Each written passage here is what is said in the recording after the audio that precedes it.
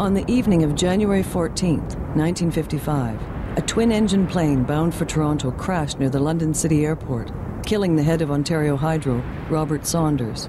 But the pilots and co-pilot, they survived. And they were in Victoria Hospital on South Street. So next morning, I was assigned to go down and see if it was possible to speak to the pilot. In walks Morley Safer from the Free Press. He was just a fledgling reporter. So the two of us go down and enter the pilot's room and see him. And I set up a game. I set up the Oricon and so on. So then I got the bright idea. I asked Morley, I said, would you be kind enough to hold the microphone and ask the pilot a couple of questions? And I gave him a couple of suggestions. And that night, 6 o'clock, Morley made sure he had a look at our TV news. And he saw himself. He was very impressed with it. Oh, he was thrilled. And he said, this is broadcasting. This is what I want to get into. The future host of 60 Minutes would become the most famous television newsman to come out of London, even though Morley Safer never worked for CFPL. The novelty of a television appearance was guaranteed to turn anyone into a star in the mid-1950s.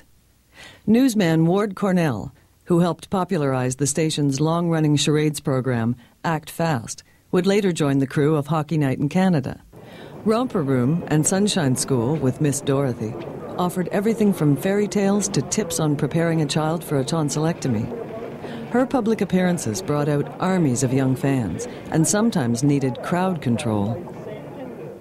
In 1956, Hope Garber made her debut as the host of At Home, a show offering helpful hints for housewives, despite the fact that she was a mediocre cook. Garber would often use her children to model the latest fashions and to promote their careers. Her youngest son was future Broadway star Victor Garber.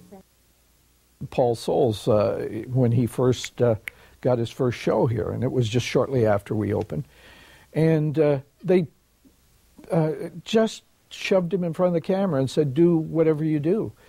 And Paul, with no preparation or anything, just ad-libbed, and he was expected to fill a half hour with this slithery.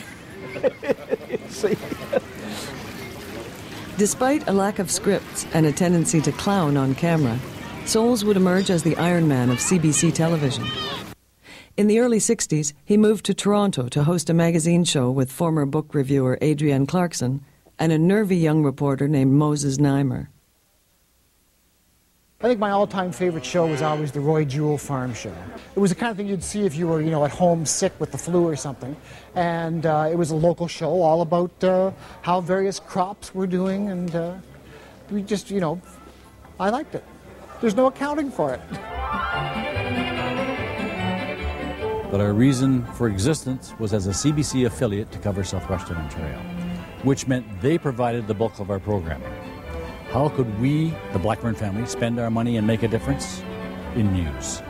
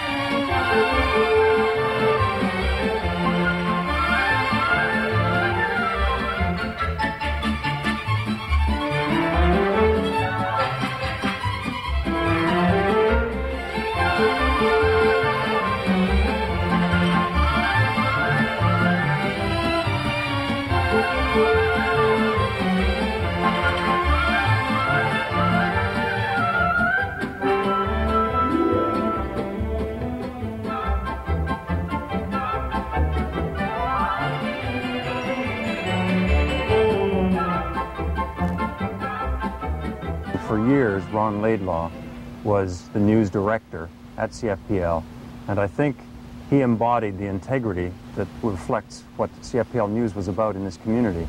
It was the only TV station in town, but it took its responsibilities seriously. It had a civic responsibility. It was almost a public trust.